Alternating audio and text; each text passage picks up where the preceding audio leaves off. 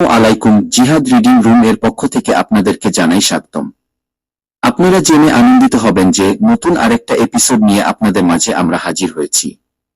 আশা করি সবাই শুনবেন এবং শেয়ার করতে ভুলবেন না। ধন্যবাদ সবাইকে। গল্পের নাম রাহুলের স্কুলের গল্প। একদিন ছিল এক ছোট ছেলে, তার নাম রাহুল। রাহুল খুবই সাধারণ একটা ছেলে, কিন্তু তার মধ্যে বিশেষ কিছু ছিল যা তাকে অন্যদের থেকে আলাদা করে তুলত। রাহুলের বাসা ছিল গ্রামের এক কোনায়, যেখানে ছিল তার প্রিয় স্কুল শান্তিপুর প্রাথমিক বিদ্যালয়। ছোট্ট ছোট্ট গাছপালা, সুন্দর মেঠোপথ আর স্কুলের মাঠে খেলাধুলা করা। রাহুলের জীবন ছিল একদম সহজ সরল। প্রথম দিন স্কুলে যাওয়া ছিল রাহুলের জন্য খুবই উত্তেজনাপূর্ণ। তার মা তাকে এক হাতে নতুন ব্যাগ আর অন্য হাতে নতুন বই দিয়ে স্কুলে পাঠালেন। মায়ের আশ্বাসে রাহুল কিছুটা ভয় কাটিয়ে উঠল, কিন্তু তার মনে একটা শঙ্কা ছিল, নতুন স্কুলে বন্ধুরা কিভাবে তাকে গ্রহণ করবে।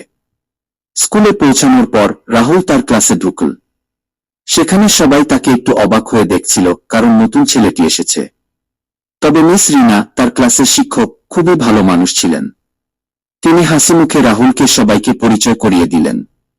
প্রথম দিনের ক্লাসে মিস রিনা বলেছিলেন, স্কুলের বন্ধুত্ব আর ভালোবাসা একেবারে নিঃস্বার্থ। এখানে কোনো ভেদাভেদ নেই। আমরা সবাই একসাথে পড়াশোনা করব এবং খেলাধুলা করব। এখানে রাহুলের নতুন বন্ধু তৈরি হলো, টিপু, মিনু আর সোহেল। তারা খুবই ভালো ছিল এবং রাহুলকে সবকিছু শিখাতে সাহায্য করল। টিপু খুবই ভালো ক্রিকেট খেলত, মিনু ছিল 1 নম্বর ছাত্রী, আর সোহেল খেলাধুলার পাশাপাশি পড়াশোনাতেও ভালো ছিল। তারা সবাই রাহুলকে সহযোগিতা করত। দিনগুলো চলে যাচ্ছিল আনন্দে, কিন্তু একদিন রাহুলের মন খারাপ হয়ে গেল। স্কুলে এক অদ্ভুত পরিস্থিতি তৈরি হয়েছিল। কিছু ছেলে মিলে অন্য একটি শিশুকে অবজ্ঞা করছিল এবং তাদের মধ্যে কিছু মারামারি লেগে গিয়েছিল। রাহুল জানত এটা ঠিক নয়, কিন্তু সে কিভাবে সাহায্য করবে বুঝতে পারছিল না। সে টিপুর কাছে গেল এবং বলল, টিপু, আমি কি করতে পারি? এটা তো ঠিক নয়, আমাদের স্কুলে এমন কিছু হওয়া উচিত নয়। টিপু তাকে বলল, রাহুল, আমাদের উচিত বন্ধুদের ভুলগুলো সঠিকভাবে বোঝানো।